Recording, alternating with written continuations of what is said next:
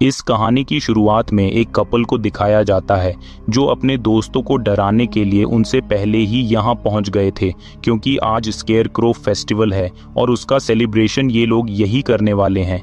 इसके बाद ये दोनों एक घर में आकर छुपने की कोशिश करते हैं, पर तभी वो दोनों नीचे गिर जाते हैं, जिससे मैट तो ठीक होता है पर केट की जंग फट जाती है, जिसे देखकर वो चिल्लाने लगती है। पर तभी वो लोग वहाँ एक क्रीचर को देखते हैं जो केट के खून को पी जाता है। ये देखकर वो लोग यहाँ से भागने की कोशिश करते हैं, पर वो क्रीचर मैट को पकड़कर उसकी गर्दन तोड़ देता है। अब कुछ कॉलेज के स्टूडेंट्स को दिखाया जाता है जो उसी जगह पर स्केयर क्रो का सेलिब्रेशन करने के लिए जा रहे थे, जहाँ उनके दोस्त गए हैं जिन्हें हमने कहानी की शुरुआत में देखा था, और साथ में उनका टीचर भी था जिसका नाम मार्क होता है। अब वो एक वीरान से घर के बाहर आकर रुकते हैं, जहां मार्क उनसे कहता है ये वही जगह है जहां से स्केयर क्रो फेस्टिवल शुरू हुआ था। मैं तुम लोगों को इसलिए यहाँ लेकर आया हूँ ताकि तुम फेस्टिवल के बारे में सब कुछ जान लो।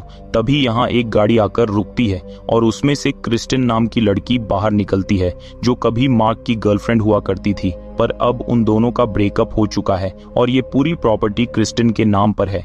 पर तभी यहाँ टाइलर नाम का लड़का आ जाता है, जिसकी वजह से मार्क और क्रिस्टिन का ब्रेकअप हुआ था, इसलिए मार्क टाइलर को पसंद नहीं करता। अब वो लोग इस जगह को देखने लगते हैं, पर तभी कोई मदद के लिए चिल्लाने लगता है, इसलिए मार्क आवाज की तरफ भागता है, जहां वो अपने स्टूडेंट कैल्विन को बंधा हुआ देखता है। इसलिए वो उससे पूछता है ये कैसे हुआ, और कैल्विन उन्हें बताता है कि मुझे किसी ने पीछे से पकड़कर यहाँ बांध दिया, लेकिन मैं उसे देख नहीं सका। तभी कोई बेथ को खींचकर खेतों में ले जाता है और क्रिस्टी उसका पीछा करती है और आगे जाकर उसे बेथ मिल जाती है, जो काफी डरी हुई थी। अब सभी लोगों को लगने लगता है कि खेत में कोई छुपा है, जिसके बाद वो जल्दी जल्दी घर के अंदर आ जाते हैं, पर जो मॉन्स्टर बाहर हैं वो अंदर आने की कोशिश करने लगता है, इसलिए वो दरवाजा मजबूती से बंद कर देते हैं। तभी खिड़की पर जख्मी हालत में निक्की नजर आता है, जो पूरा खून में सना हुआ था, पर कोई निक्की को खींच लेता है, इसलिए सभी लोग खिड़कियों और दरवाजों को अच्छी तरह से बंद कर देते हैं। अब ये लोग पुलिस को कॉल करने की कोशिश करते हैं, लेकिन यहाँ सिग्नल नहीं था। पर घर के स्टोर में रॉबिन को एक पुराने गन मिल जाती है, लेकिन जूली ये देखकर काफी डर गई थी, इसलिए उसे लगता है ये स्केयर क्रो हैं। पर मार्क बोलता है वो बस एक कहानी है, लेकिन अब इन्हें यहाँ से निकलना होगा, क्योंकि अगर वो यहाँ रुके तो वो शैतान हम सबको मार देगा। इसलिए मार्क बस लेने के लिए जाता है, लेकिन कैल्विन अपनी जान बचाने के लिए यहाँ से अकेला ही भागने लगता है और कार के पास आ जाता है।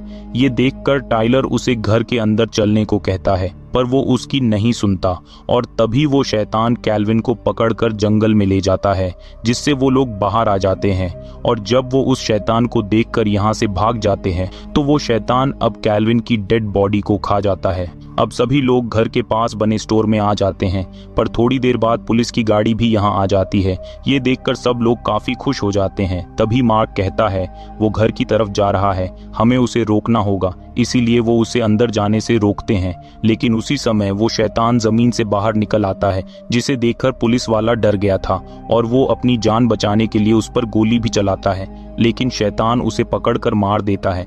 अब सभी लोग पुलिस वाली गाड़ी लेकर यहाँ से भागना चाहते थे, लेकिन उसकी चाबी तो पुलिस वाले के पास थी, जिसे शैतान घर में ले गया था। उन्हें घर में उसकी लाश दिखती है, इसीलिए वो लोग उसकी जेब से चाबी निकाल लेते हैं। पर तभी वो शैतान क्रिस्टी को पकड़ लेता है और मार्क उस पर वार करके क्रिस्टी को बचाता है, लेकिन उनकी आवाज सुनकर रॉबिन अंदर आ जाता है और तभी शैतान मार्क पर वार करता है और उसे नीचे गिरा देता है। ये देखकर रॉबिन शैतान को मारने के लिए उसका पीछा करता है, लेकिन वो उसे ही पकड़कर मार देता है। और रॉबिन का ये हाल देखकर मार्क बुरी तरह डर चुका था। वो जल्दी घर से बाहर आकर कहता है हमें यहाँ से भागना होगा, क्योंकि उसने रॉबिन को भी मार डाला। इसलिए वो सब गाड़ी में बैठकर वहां से भाग जाते हैं, पर थोड़ी ही दूर जाते ही वो शैतान फिर से उनके सामने आ जाता है, जिससे उनकी गाड़ी एक पेड़ से टकरा जाती है और टाइलर बुरी तरह जख्मी हो जाता है। ये देखकर वो लोग उसके खून को रोकने की कोशिश करने लगते हैं, पर इसी दौरान वो शैतान यहाँ आ जाता है और वो गाड़ी के पास खड़ी क्रिस्टी को पकड़ लेता है, जो उसे खींचने लगता है और मार्क उसे बचाने की कोशिश करता है। इसलिए टाइलर किसी तरह बाहर निकलता है और उन्हें गाड़ी से दूर हटने को कहता है। इतना कहकर वो फ्यूल टैंक को आग लगा देता है ताकि वो उस शैतान को जलाकर मार सके, लेकिन उसके साथ टाइलर की मौत भी हो जाती है, जिससे क्रिस्टी काफी दुखी होती है। जबकि बेथ और जूली यहाँ से दूर भाग जाती है। अब वो चारों मदद मांगने के लिए एक घर के पास आ जाते हैं, लेकिन उन्हें लगता है यहाँ कोई नहीं है, इसलिए वो घर के अंदर आ जाते हैं ताकि वो उस शैतान से छुप सके। पर तभी यहाँ वो आदमी आ जाता है जिसका ये घर है, और उसे लगता है ये लोग यहाँ चोरी करने आए हैं, इसलिए वो उन्हें यहाँ से जाने को कहता है, जिसे क्रिस्टन उसे समझाती है, हम लोग चोर नहीं हैं, हमारे पीछे स्केयरक्रो पड़ा है जो हमें मारना चाहता है। ये सुनकर वो आदमी काफी डर जाता है, जिससे वो उन लोगों को बताता है 100 साल पहले क्रिस्टन के परिवार ने स्केयरक्रो को दफना दिया था क्योंकि वो कभी मर नहीं सकता और अब वो सबको मार देगा। तभी उस आदमी को अपने डॉग की आवाज सुनाई देती है क्योंकि स्केयरक्रो यहाँ आ चुका था, इसलिए वो सब यहाँ से भाग जाते हैं, पर वो उस आदमी को पकड़कर मार देता है। अब जूली उस आदमी की बात सुनकर उसे लगता है वो केवल क्रिस्टन के पीछे है, क्योंकि सालों पहले क्रिस्टन के परिवार ने ही उसे दफनाया था।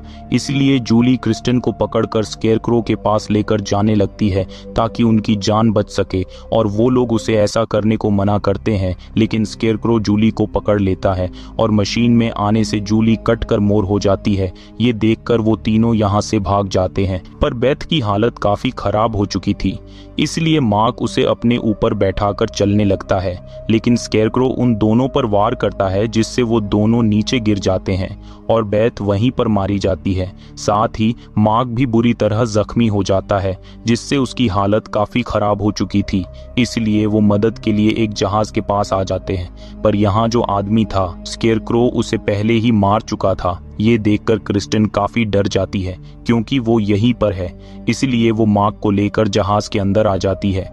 पर तभी वो उन लोगों के सामने आ जाता है, जिससे मार्क क्रिस्टन को बचाने के लिए स्केयरक्रो को लेकर पानी में कूद जाता है। ये देखकर क्रिस्टन रोने लगती है क्योंकि अब वही जिंदा बची थी, इसलिए अब क्रिस्टन एक बोट ढूंढने लगती है। और इसी दौरान क्रिस्टन मार्क को यहाँ जख्मी हालत में पड़ा हुआ देखती है, जो अपनी आखिरी सांसें गिन रहा था। पर तभी वो शैतान उसका पेट पाट डेच कर बाहर निकलता है।